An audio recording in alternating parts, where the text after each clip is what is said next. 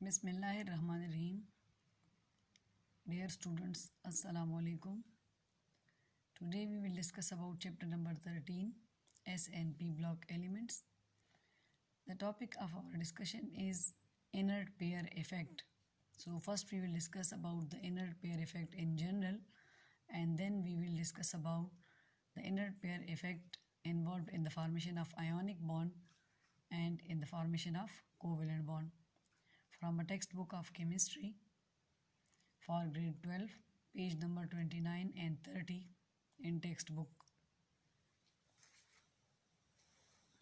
Page number 29 पे और 30 पे हमारे पास यहाँ पर inner pair effect in the formation of covalent bond and ionic bond given है.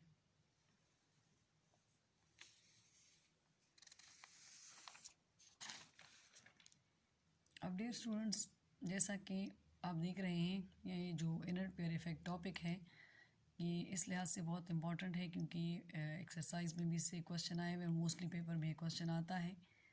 ये एक्सरसाइज का क्वेश्चन नंबर XIV है, पेज नंबर 45 पे एक्सरसाइज गिवन है टेक्स्ट बुक में.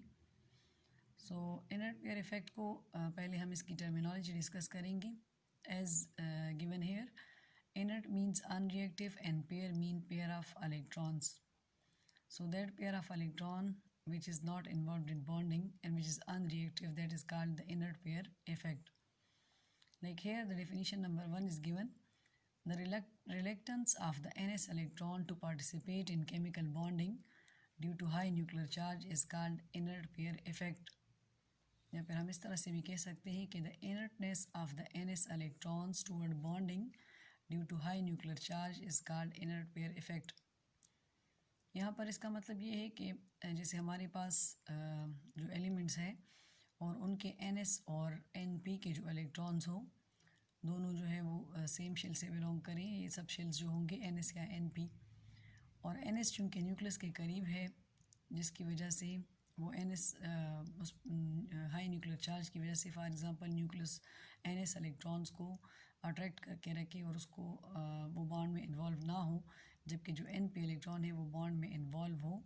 तो न्यूक्लियस के हाई न्यूक्लियर चार्ज की वजह से NS के इलेक्ट्रॉन्स का बॉन्ड में इन्वॉल्व ना होना, उसको हम इनर्ट पेयर इफ़ेक्ट कहेंगे.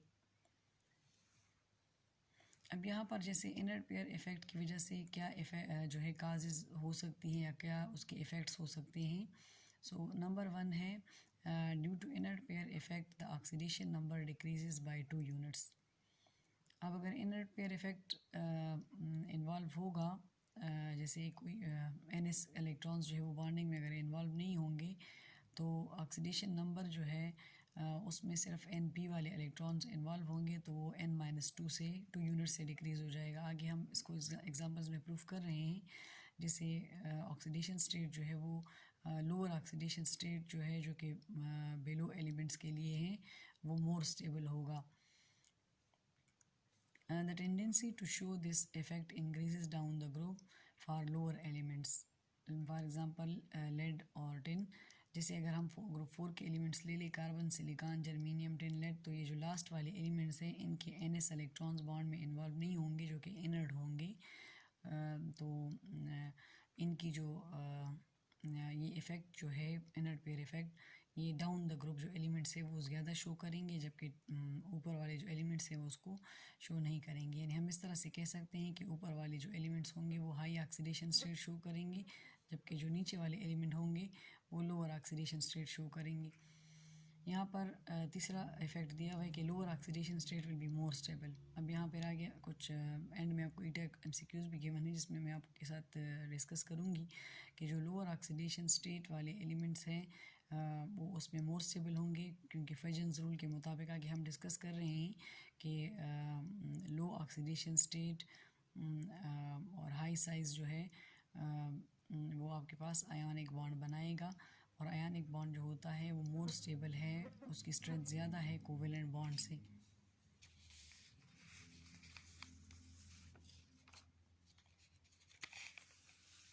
अब यहाँ पर डिटेल में हम डिस्कस करते हैं कि जो इनर्ट पेयर इफ़ेक्ट है वो कौन कौन से ग्रुप्स पे अप्लाई होता है. जैसे यहाँ पर ग्रुप 3 है, ग्रुप 4 है, ग्रुप 5 है, ग्रुप ग्रुप 3, 4, 5 और ग्रुप 6 है। उनके एलिमेंट्स भी सीक्वेंस वाइज गिवन है हर एक ग्रुप के। फिर जनरल इलेक्ट्रॉनिक कन्फिग्रेशन हम इन ग्रुप्स का हमने लिखा हुआ है, जैसे कि ग्रुप 3 में NS2 NP1 3 इलेक्ट्रॉन्स होते हैं। तो जो NS है वो NS2 है उसमें, और NP जो है वो 1 है। इसी तरह ग्रुप 4 की भी इलेक्ट्रॉनिक कन्फिग्रेशन गिवन है, NP2 हो जाएगा यहाँ पे, 5 में NP3 और 6 में NP4 हो जाएगा। अब जैसे कि मैंने पीछे इफ़ेक्ट्स में डिस्कस किया कि जो मैक्सिमम ऑक्सीडेशन स्टेट है वो डिक्रीज़ हो जाएगा 2 यूनिट से। तो इनका मैक्सिमम ऑक्सीडेशन स्टेट का मतलब ये है कि इनके जो इलेक्ट्रॉन्स जो S और P दोनों में अगर इन्वॉल्व है वो बॉन्डिंग में, तो पर ये +3 ऑक्सीडेशन स्टेट को शो करेंगे ग्रुप 3 वाले। ग्रुप 4 वाले +4 शो करेंगे अगर सब इलेक्ट्रॉन इन्वॉल्व हो। ग्रुप 5 वाले 5 इलेक्ट्रॉन्स जो है अगर कंज्यूम करें सारे के सारे तो +5 ऑक्सीडेशन स्टेट शो करेंगे। इसी तरह जो ग्रुप 6 वाले हैं वो अगर सारे के सारे कंज्यूम करें तो 6 ऑक्सीडेशन स्टेट शो करेंगे। इसी तरह अगर नीचे हम आ जाए, मैक्सिमम ऑक्सीडेशन स्टेट के लिए हम n कहेंगे और मिनिमम ऑक्सीडेशन स्टेट के लिए हम n-2 कहेंगे। तो n-2 का मतलब ये है कि n जो प्रिंसिपल क्वांटम नंबर है, जो कि हमारे पास ऊपर मैंने आपको बता दिया कि वो अगर 3 है तो 3-2 से हम उसको माइनस कर लेंगे। फार्मूले में n-2 लिखा हुआ है। यानी मैं ये कह सकती हूँ कि ये जो n है ये असल में 2 और 1 3 यानी मैक्सिमम ऑक्सीडेशन स्टेट है। इसको हम ये कह सकते हैं, प्रिंसिपल क्वांटम नंबर नहीं बल्कि मैक्सिमम ऑक्सीडेशन स्टेट हम कह सकते हैं। और n-2 जो है वो मिनिमम ऑक्सीडेशन स्टेट है, यानी उसमें हम मैक्सिमम ऑक्सीडेशन से 2 माइनस करेंगे तो हमारे पास मिनिमम ऑक्सीडेशन स्टेट यहाँ पर +1 आएगा, यहाँ पे +2 आएगा, यहाँ पे +3 और यहाँ पे +4 आएगा। तो जैसा कि पीछे इफ़ेक्ट्स में हमने डिस्कस किया कि जो ऑक्सीडेशन स्टेट है वो 2 यूनिट से डिक्रीज़ हो जाएगा जब हम टॉप टू बॉटम जाएंगे। अच्छा, यहाँ पर कंक्लूजन में हम कह सकते हैं कि down the group stability of maximum oxidation state n state it will decreases, but the stability of n-2 state minimum oxidation state it will increases. जैसे हम डाउन द ग्रुप आएंगे तो मोस्टली जो कंपाउंड्स हैं लोअर जो elements है हर group में, चाहे वो 3 के हैं या 4 के, 5 या 6 के, किसी भी ग्रुप के जो लोअर एलिमेंट्स हैं, जैसे ये 2 या ये वाले या ये हम ले लें, तो वो जो है मिनिमम ऑक्सीडेशन स्टेट शो करते हैं। जबकि जो अबव एलिमेंट है वो मैक्सिमम ऑक्सीडेशन स्टेट शो करेंगे, क्योंकि अबव जो एलिमेंट है उनके NS वाले इलेक्ट्रॉन NP के अलावा NS वाले भी बॉन्डिंग में इन्वॉल्व है। जबकि जो लोअर एलिमेंट है उनके NS इलेक्ट्रॉन्स जो है वो बॉन्डिंग में इन्वॉल्व नहीं है, जबकि NP जो इलेक्ट्रॉन्स है वो बॉन्डिंग में इन्वॉल्व होंगे।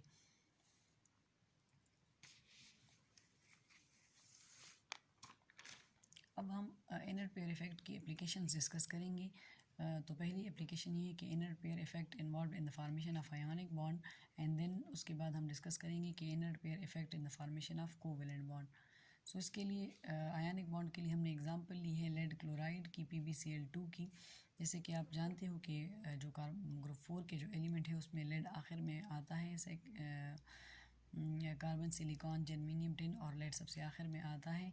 और हमने भी डिस्कस भी किया कि जो लोअर एलिमेंट है वो लोअर ऑक्सीडेशन स्टेट शो करते हैं।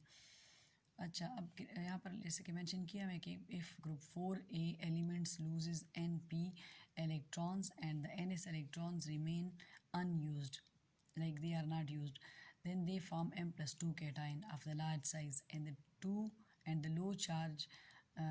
For example, when lead loses 2 electrons from the 2 6p electrons, then the 6s electrons they will remain unused. जैसे कि हम इस बात को यहाँ पर ऊपर जो गिवन है इसको हम इस इलेक्ट्रॉनिक कन्फिग्रेशन से समझ सकते हैं कि अगर हम लेड की इलेक्ट्रॉनिक कन्फिग्रेशन ड्रा करें तो यहाँ पे एक जीनॉन कोर आ जाएगा, इसके अलावा 4f14 आ जाएगा, 5d10 है, 6s2 और 6p2। यानी इसका मतलब ये है कि लेड चूँकि 4 ग्रुप में सबसे लोअर एलिमेंट है तो लेड के S वाले इलेक्ट्रॉन बॉन्ड में इन्वॉल्व नहीं हो और P वाले इलेक्ट्रॉन जो है वो बॉन्ड में इन्वॉल्व हो जाए, तो हम कहेंगे अगर लेड +2 बनता है तो इट मीन्स कि इसकी जो P वाले 2 इलेक्ट्रॉन है वो लूज़ हो चुके हैं। अब 6s2 जो है वो इनर्ट पेयर है जो कि बॉन्ड में इन्वॉल्व नहीं हो रहा। तो लेड +2 जो कैटाइन है उसका साइज़ लार्ज होगा लेड +4 कैटाइन के मुकाबले में। तो हम कह सकते हैं कि जैसे कि यहाँ पे फजन्स रूल गिवन है, फजन्स रूल की स्टेटमेंट ये है कि cation of a large size and low charge tend to form ionic compound, therefore the compounds of the lead +2 they are ionic in nature. Example is lead chloride and lead oxide. अच्छा, जैसे कि dear students, आप लोग पहले से जानते होंगे कि जो जब चार्ज डेंसिटी कम होती है, जैसे लेड के केस में +2 जो है +4 के मुकाबले में कम है, तो साइज़ जो है इसका ज़्यादा होगा। और फजन्स रूल के मुताबिक अगर कैटाइन जो है उसका साइज़ लार्ज हो और चार्ज लो हो तो वो आयनिक कंपाउंड बनाएगा। तो इसका मतलब ये है कि जो लोअर एलिमेंट है ग्रुप 4 के, वो ज़्यादातर आयनिक बॉन्ड बनाते हैं और उनके जो कंपाउंड्स होंगे वो आयनिक होंगे, जैसे लेड क्लोराइड या लेड ऑक्साइड। तो यहाँ पे inner pair effect in the formation of ionic bond हम इस तरह से डिस्कस कर सकते हैं कि जो NS वाले इलेक्ट्रॉन्स थे 6S वाली, वो बॉन्ड में इन्वॉल्व नहीं थे, तो इनर पेयर है, जबकि 6P वाली जो है वो इन्वॉल्व है। 6S वाले इन्वॉल्व क्यों नहीं है? क्योंकि वो न्यूक्लियस की तरफ न्यूक्लियस को ज़्यादा बाउंड करके रखता है, वो न्यूक्लियस की तरफ हाई जो है न्यूक्लियस की तरफ ज़्यादा अट्रैक्टेड होंगे S के इलेक्ट्रॉन P के मुकाबले में, क्योंकि S न्यूक्लियस के ज़्यादा करीब होता है, उसका निकालना मुश्किल हो जाता है। अब नेक्स्ट यहाँ पे हम डिस्कस करेंगे एग्जांपल ऑफ कोवेलेंट बॉन्ड, यानी inner pair effect in the formation of covalent bond. यहाँ पर हमने एग्जांपल ली है कार्बन के कंपाउंड्स की। तो हम पहले कार्बन के इलेक्ट्रॉनिक कन्फिग्रेशन को डिस्कस कर लेते हैं कि जो मोस्ट स्टेबल कन्फिग्रेशन है कार्बन एटम की वो है 1:2 2:2। हम उसको पहले ड्रा कर लेते हैं 2px1 2py 2pz। क्योंकि कार्बन के एटॉमिक नंबर 6 है तो ये 2 2 4 और 5 6 6 इलेक्ट्रॉन्स पूरे हो गए हैं। So this show that the carbon is divalent. अब इससे ये पता चलता है कि अगर यहाँ पे इनर पेयर इफेक्ट इन्वॉल्व होता तो जो S के इलेक्ट्रॉन्स हैं 2s2 के जो इलेक्ट्रॉन्स हैं कि वो बॉन्ड में इन्वॉल्व ना होते, और अगर 2p वाले जस्ट इन्वॉल्व है दोनों इलेक्ट्रॉन, तो कार्बन जो है वो डाईवैलेंट यानी +2 ऑक्सीडेशन स्टेट शो करेगा। लेकिन मेजॉरिटी ऑफ कंपाउंड में जो कार्बन है वो टेट्रावैलेंट है, +4 ऑक्सीडेशन स्टेट है उसका। वो किस वजह से? क्योंकि अगर हम कार्बन की टेट्रावैलेंट नेचर को एक्सप्लेन करना चाहें तो हम यहाँ पे देखेंगे कि जो कार्बन के जो 2s इलेक्ट्रॉन्स हैं वो लोअर एनर्जी है, 2p हायर एनर्जी, इसलिए हमने ऊपर ड्रॉ कर दिया। तो 2s से जो एक इलेक्ट्रॉन है वो 2pz में एक्साइट हो जाएगा, एंडोथर्मिक प्रोसेस होगा जिसमें एनर्जी कंज्यूम होंगी। तो ये 4 सेम एनर्जी वाली आपके पास जो इलेक्ट्रॉन्स हैं हमारे पास वो आ जाएंगे एक्साइटेड स्टेट में, और ये 4 के 4 बॉन्ड में इन्वॉल्व होंगे।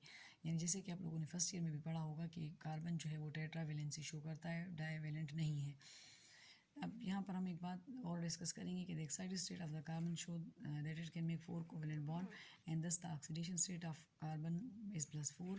Other members of the group 4 they show +2 as well as +4 oxidation state. Therefore these members can form ionic as well as covalent bond depend on the size of the cation.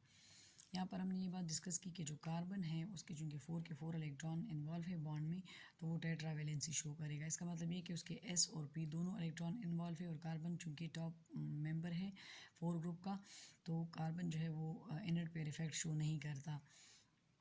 यहाँ पर चूँकि excitation of electrons हो जाती हैं, तो फजन्स rule के मुताबिक हम ये कह सकते हैं जबकि बाकी मेंबर्स जो है वो +2 और +4 दोनों शो कर सकते हैं जो लोअर मेंबर्स हैं, लेकिन +2 उसमें मोर स्टेबल होगा क्योंकि वो आयनिक बॉन्ड की फॉर्मेशन वहाँ पे हो रही है। फजन्स रूल के मुताबिक molecules containing M+2 cation they are ionic while the those of M+4 cation they are covalent in nature. जैसे कि हमने पीछे भी डिस्कस किया है कि जो कैटाइन होगा लो चार्ज डेंसिटी का और हाई साइज़ का वो आयनिक बॉन्ड बनाएगा, जबकि cation of large high charge density और